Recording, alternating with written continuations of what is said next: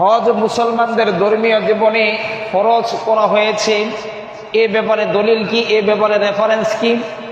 প্রথমে আমরা আলোচনা করব পবিত্র কুরআনুল কারীমের 17 নম্বর পারার 22 নম্বর সূরা হজের 27 নম্বর আয়াতে কারিমার মাঝে আল্লাহ সুবহানাহু ওয়া তাআলা হজ ফরজ হওয়ার ব্যাপারে নির্দেশনা দিয়েছেন।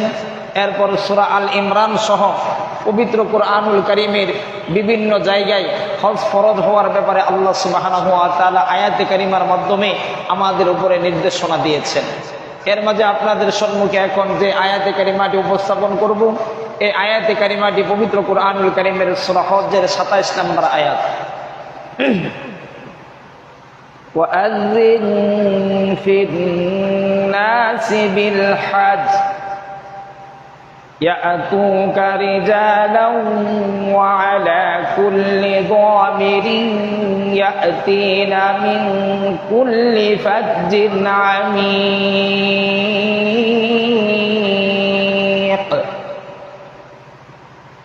ওমর মুহতারাম ভাইও, আল্লাহ সুবহানাহু ওয়া তাআলা হযরতে আদম আলাইহিস সালাতু ওয়াস সালামকে দুনিয়ার জমিনে সর্বপ্রথম প্রেরণ করেছিলেন। আমরা ঈমানদার মুসলমান যারা এই কথাই বিশ্বাস করি, হযরতে আদম আলাইহিস সালাতু ওয়াস সালাম যখন জান্নাত থেকে দুনিয়ার জমিনে এসেছিলেন, তখন আল্লাহ তাআলা আদম আলাইহিস সালাতু ওয়াস সালামের সাথে জান্নাত থেকে কিছু বস্তু দান করেছিলেন। আর জান্নাত থেকে আদম আলাইহিস সালাতু ওয়াস সালামের সাথে যেই বস্তুগুলি দান করেছিলেন, এর মাঝে অন্যতম একটা বস্তু ছিল, জান্নাত থেকে আল্লাহ সুবহানাহু ওয়া তাআলা আদম আলাইহিস সালাতু ওয়াস সালামের সাথে ইয়াকুত পাথর দান করেছিলেন। সুবহানাল্লাহ। আর পরবর্তীতে এই ইয়াকুত পাথরটি কাবার উপরে স্থাপন করা হয়েছিল। আর এই পৃথিবীর ইতিহাসে সর্বপ্রথম ইবাদতের জন্য যেই গৃহ নির্মাণ করা হয়েছে, পৃথিবীর ইতিহাসে ইবাদতের জন্য সর্বপ্রথম যেই ঘর, এই ঘরের নাম হলো বাইতুল্লাহ। আল্লাহ সুবহানাহু ওয়া তাআলা ইরশাদ করেছেন, ইন্না আউওয়ালা বাইতিন বুযিআ লিন-নাস লাল্লাযী বিবাক্কাতিন মুবারাকা।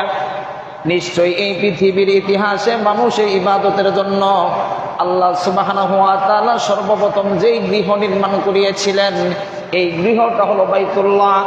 বাইতুল্লাহ কেমনে নির্মাণ হয়েছিল, এই ব্যাপারে অনেক লম্বা আলোচনা, সংক্ষেপে শুধু এতটুকু আপনাদের সামনে উপস্থাপন করি। আল্লাহ সুবহানাহু ওয়া তাআলা সর্বপ্রথম বাইতুল্লাহ স্থাপন করিয়েছিলেন ফেরেশতাদের মাধ্যমে। এরপর আদম আলাইহিস সালাতু ওয়াস সালাম জান্নাত থেকে ইয়াকুত পাথর নিয়ে আইসা এই কাবার উপরে স্থাপন করে দেয়। পরবর্তীতে হযরতে নূহ আলাইহিস সালাতু ওয়াস সালামের সময় যখন প্লাবন হয়েছিল, এই প্লাবনের সময় আল্লাহ তাআলার নির্দেশে আবার এই ইয়াকুত পাথরকে উপরে উঠানো হয়েছিল। এরপর যখন হযরতে ইব্রাহিম এবং ইসমাঈল আলাইহিস সালাতু ওয়াস সালাম দুই বাপ বেটা মিলে এই কাবাঘরকে সংস্কার করেছিল, এই কাবাঘর সংস্কার করার পরে হযরতে ইব্রাহিম আলাইহিস সালাতু ওয়াস সালাম হযরতে ইসমাঈল আলাইহিস সালাতু ওয়াস সালামকে পাথর আনার জন্য নির্দেশ দেয়। এইভাবে তিনবার হযরতে ইসমাঈল আলাইহিস সালাতু ওয়াস সালাম পাথর নিয়ে আসলেন, কিন্তু ইব্রাহিম আলাইহিস সালাতু ওয়াস সালামের কাছে একটা পাথরও পছন্দ হয় নাই। আসমান থেকে আওয়াজ এসে যায়, আল্লাহ সুবহানাহু ওয়া তাআলার পক্ষ থেকে ওহী এসে যায়। হযরতে জিবরাইল আলাইহিস সালাতু ওয়াস সালাম হযরতে ইব্রাহিম আলাইহিস সালাতু ওয়াস সালামের কাছে একটা পাথর এনে দিয়ে যায়। এই পাথরটার নাম হলো ইয়াকুত। এই পাথরটি হযরতে ইব্রাহিম আলাইহিস সালাতু ওয়াস সালাম কাবার উপরে স্থাপন করে দেয়। কাবা ঘরের সংস্কার কাজ তখন সম্পাদন হয়ে যায়। এখন আপনাদের সামনে অবগতির জন্য জানিয়ে রাখতেছি, কাবা ঘরে এই পর্যন্ত মোট 13 বার সংস্কার করা হয়েছে। এর ভিতরে 1 নাম্বার করেছিলেন হযরতে ইব্রাহিম আলাইহিস সালাতু ওয়াস সালাম।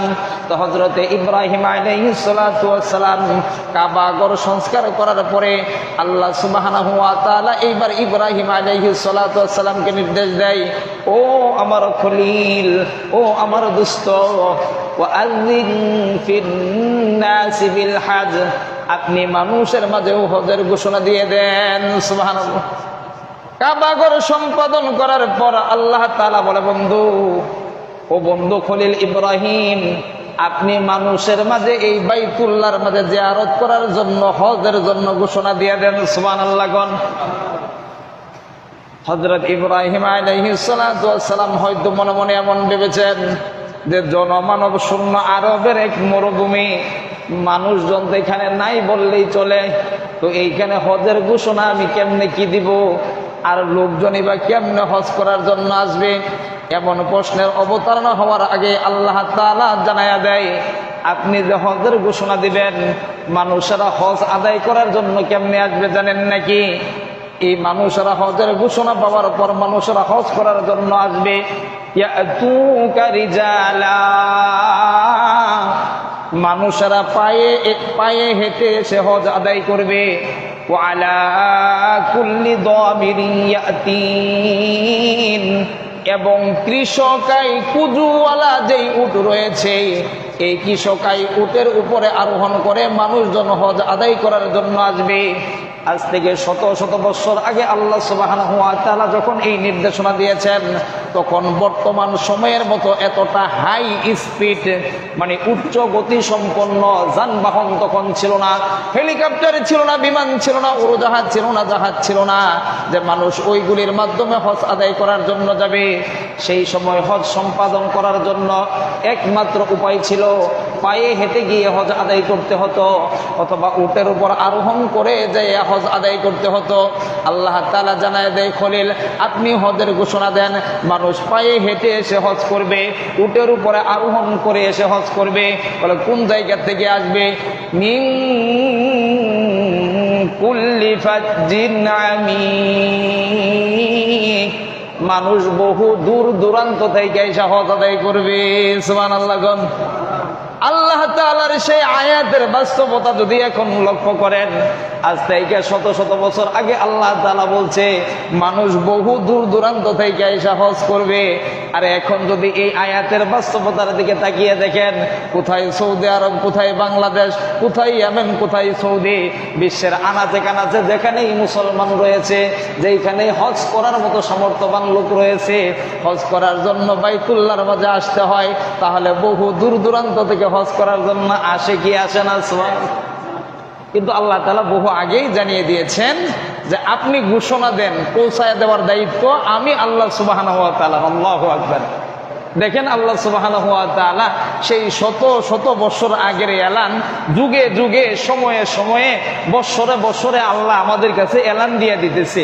আমরা যারা, আমাদেরকে আল্লাহ তাআলা এই খেতাবতের জিম্মাদারি দিয়েছেন, কথা বলার সুযোগ দিয়েছেন, আমরা কম করি আর বেশি করি, আর যতটুকুই করি প্রতি বছরেই কিন্তু হজের একটু না একটু হলেও আলোচনা করতে হয়। বলে কেন করতে হয়? এই আলোচনার মাধ্যমে আল্লাহ তাআলার সেই আদেশ এবং সেই হুকুম এটা আপনাদের সামনে পৌঁছে দেওয়া, ইব্রাহিম আলাইহিস সালাতু ওয়াস সালামের এলান আপনাদের কাছে পৌঁছে দেওয়া। সুবহানাল্লাহ।